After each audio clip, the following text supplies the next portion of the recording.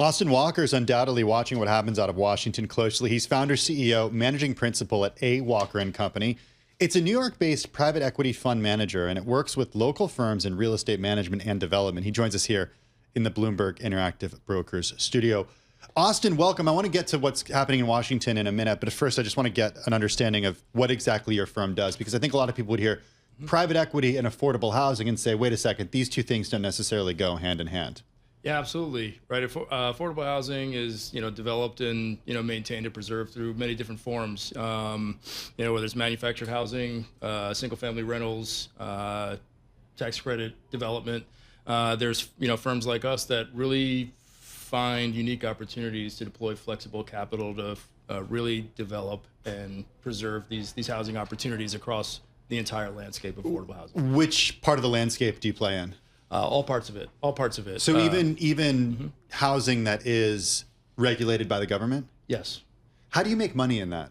A lot of it is fee generation. It's working through a lot of programming, working with local municipalities to program these opportunities, right? It's part and parcel construction management, pricing, and working with a number of different grants and set of programs. But it's largely driven really locally in terms of incentives and other programs available to basically, engineer a capital stack to create returns. How much of your business or investment is in that area specifically? I would say probably 20 to 30% Okay. is allocated to that area. Is there any concern in terms of what's going on in the government that some of that gets cut back? Yes, we got some favorable news. Last week was not so favorable. You saw the administration pass executive orders cutting CDFI funds, which are largely based on grants made through that to fund community development finance institutions, which are a large cohort of financial liquidity to the affordable housing space, and that in the form of loans, grants, other equity-like subsidies. But they passed a continuing resolution, which is again fully funding HUD, which is the largest provider of affordable housing through housing choice vouchers, Section 8 based project-based Section 8 contracts, supporting rents and affordable rents. Have you already been affected by changes out of Washington in this administration? Absolutely. I mean, we've had transactions that had to get repriced and stalled because either our financing opportunities, our lenders were either CDFI lenders, and programs are dramatically changing.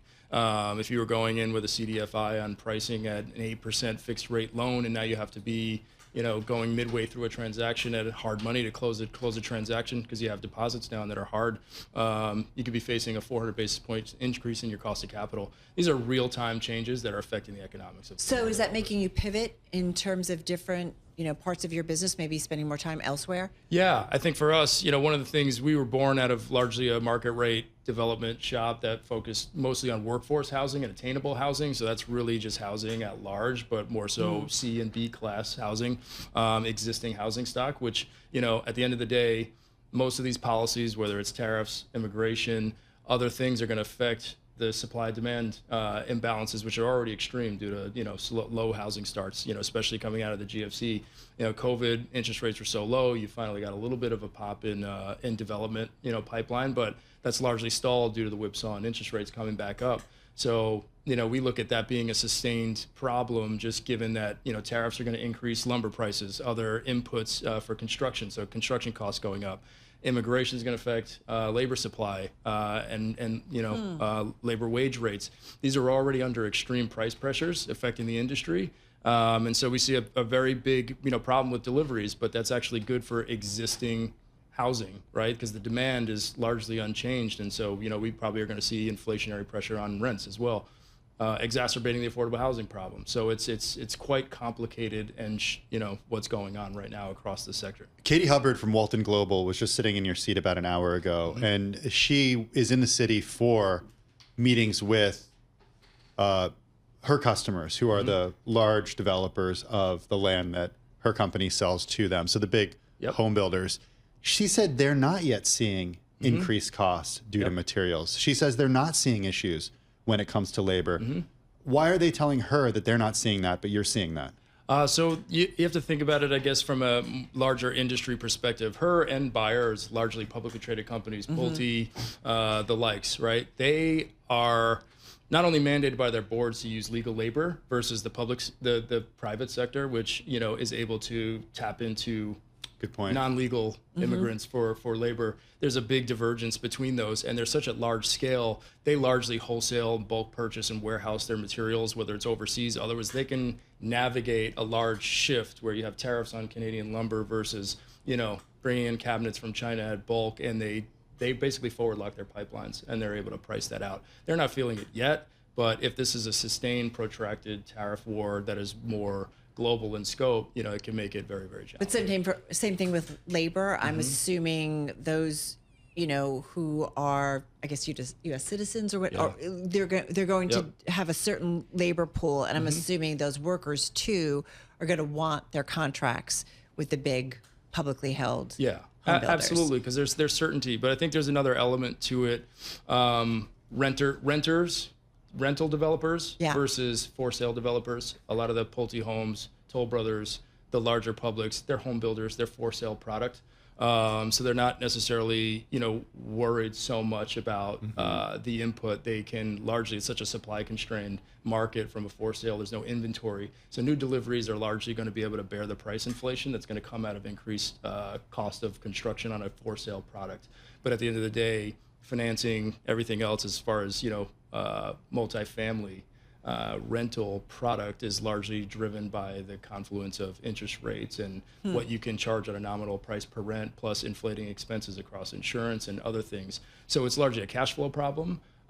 Inflation is going to really impact housing development because you're solving to a cash flow that at some point you can't inflate out of. So those starts get halted. Hey, what do you see the federal government doing as far as making land available for building? That was a big part of the Trump administration's campaign. Especially J.D. Vance took that on and talked about federal land. Yeah. What do you see them doing? It's interesting. I think it's something certainly that they've been exploring. It is absolutely a big need, but I think the biggest issue that's going to come out of it is what are the local economies around federally owned land that are actually going to support the economic drivers that are needed to sustain. There's these a lot of properties. federal land out west, Yes. but are there the But where are you going to industries to support people moving to that part of the country? Yeah, I think that's the biggest problem, solver. The issue that's going to come up with federally owned land is how scalable is that for the capital markets. Where are the projects that you are involved in? Where are they mostly located? Yeah, so we largely identify opportunities in municipalities that are accretive to being whether it's pilot payment in lieu of taxes, tax abatements, other programs where you're getting property tax offsets in exchange for housing affordability on the rental side. So capping your rents at a certain percentage of our rentals. So we're in Los Angeles. Mayor Bass passed ED1. We just got a site approved there for vertical construction. We have acquisition preservation deal that we did in outside of Chicago, and that was a great transaction. Where we worked with Fannie Mae on that that loan, and got a 25% tax abatement on that for a very small set aside for rents. But it's largely a workforce housing area serving an amazing school district. But we're also in Florida, Houston, Atlanta, and we have projects that really are across the affordability spectrum. So we hear a lot about how difficult it is to build in California. Yeah. Is that your experience? Yes. Is the California project that much more difficult than the other projects? Absolutely. And we have another one in Long Island that we're looking at. Very similar. There's not a lot of parcels for development, and then the environmental red tape, the other local regulatory red tape, heavy politics in terms of permitting. Getting through that process takes an extremely well capitalized developer who has very, very localized expertise in working through the building departments to navigate that process.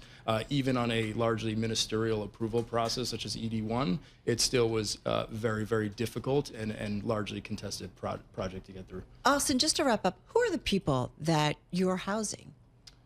I think there's maybe not an understanding of, who all accesses, when we talk about access, affordable housing, like who are they? Yeah, they're everyday individuals.